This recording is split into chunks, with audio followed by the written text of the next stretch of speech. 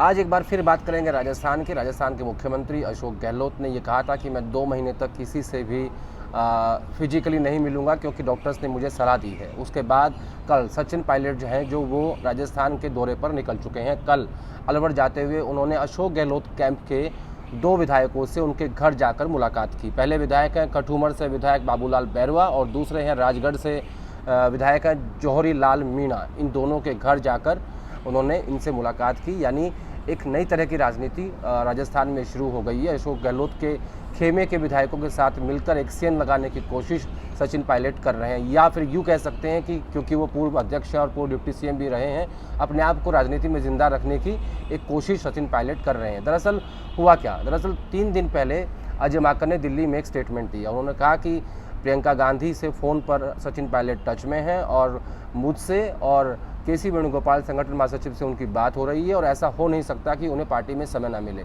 उसके बाद जैसे ही ये हलचल दिल्ली में हुई, जयपुर में राजनीतिक गतिविधियां तेज़ हो गई।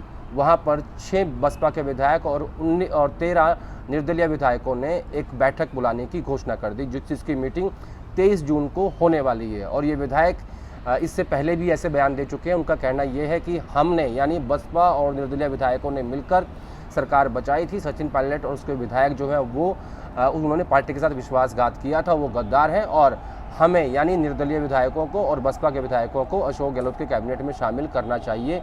ये दरअसल एक क्या बोलते इसको काउंटर अटैक कह सकते हैं कि ये सचिन पायलट और उनके विधायकों के ऊपर अशोक गहलोत के खेमे की तरफ से, खास तौर पर जानकार तो ये भी कहते हैं कि अशोक गहलोत के कहने पर ही ये मीटिंग हो रही है और ये जो बयान दिए जा रहे हैं वो कहीं ना कहीं आलाकमान को कमज़ोर दिखाने की कोशिश हो रही है। क्योंकि अजय माकन का जो बयान था वो उसके मायने ये है कि सोनिया गांधी कांग्रेस अध्यक्ष के कहने पर वो दिया गया था ताकि सचिन पायलट को भी जिस तरीके की खबरें वहाँ छप रही थी कि कोई कैबिनेट विस्तार नहीं हो रहा है, लौट कर बुद्धू घर को आए, उसको काउंटर किया जा सके। तो दिल्ली आलाकमान ने, कांग्रेस अध्यक्ष ने उसको बैलेंस करने की कोशिश की, इसीलिए अजय माकन ने वो बयान दिया। लेकिन जयपुर में तुरंत उसके काउंटर जो बयान है वो सामने आने लगे और 23 तारीख को निर्दलीय और बसपा के विधायकों की बैठक होनी है। उसमें भी इसी बात को लेकर चर्चा होने वाली है कि सचिन पायलट की जो विधायक हैं वो पार्टी के वफादार नहीं है और हमें कैबिनेट में शामिल किया जाए।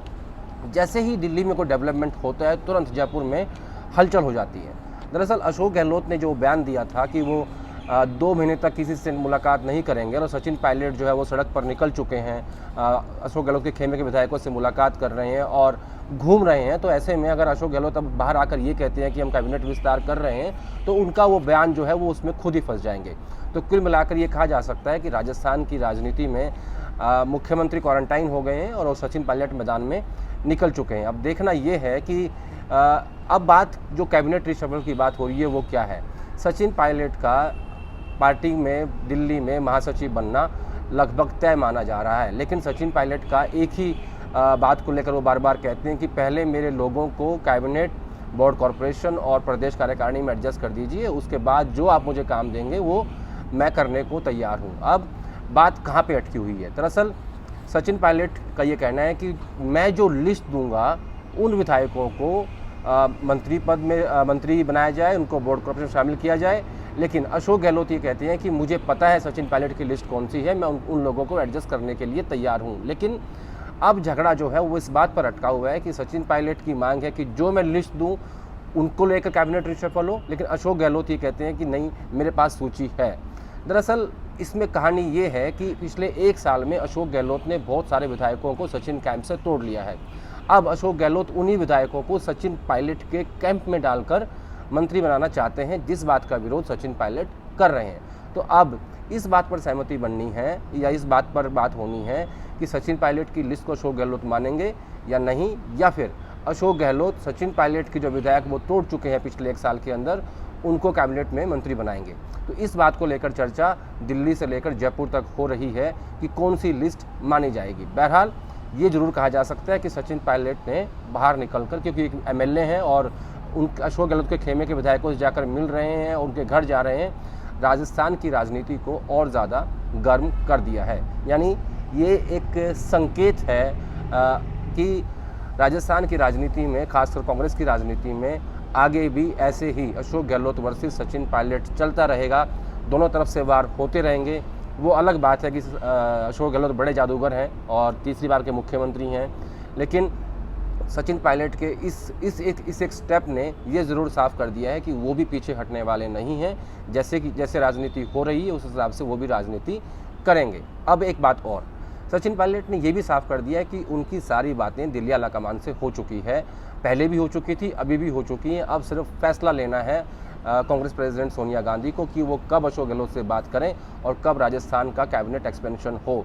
और सारे एमएलएज जब चाहे वो किसी भी कैंप के हैं, उनकी भी ये मांग है कि बहुत 2.5 साल बीत चुके हैं और बहुत सारे पद जो है वो खाली पड़े हैं, उन्हें तुरंत भरा जाए। लेकिन अशोक गहलोत इस असमंजस में है कि अगर जो मंत्री नहीं बनेंगे, जिन्हें चेयरमैन नहीं बना पाएंगे, तो उन विधायकों को कैसे वो संतुष्ट करेंगे, ये उनके सामने एक चुनौती है। तो इसीलिए कहा जा सकता है कि अशोक गहलोत कैबिनेट एक्सपेंशन से बच रहे हैं, लेकिन सचिन पायलट ने जो दाव खेला है और अब गेंद जो कि दिल्ली आलाकमान के पाले में पड़ी है, अब उनको ये फैसला करना है कि कौन सी वो तारीख होगी जब राजस्थान में कैबिनेट एक्सपेंशन होगा और एमएलएज जो बेचैन हैं अपनी अपनी कुर्सियां पाने के लिए, लाल बत्ती वाली गाड़ियां पाने के लिए, उनको लेकर जो बातचीत चल रही है वो सब अब ये कहा जा सकता है कि 23 तारीख की मीटिंग और उसके बाद उनका जो हमला सचिन पायलट के ऊपर होगा वो, और दिल्ली में बैठी सोनिया गांधी को ये तय करना है कि वो कब फ़ोन करके अशोक गहलोत को ये कहेंगी कि अब आप कैबिनेट विस्तार कर दीजिए, क्योंकि अब ये ज़रूरी हो गया है।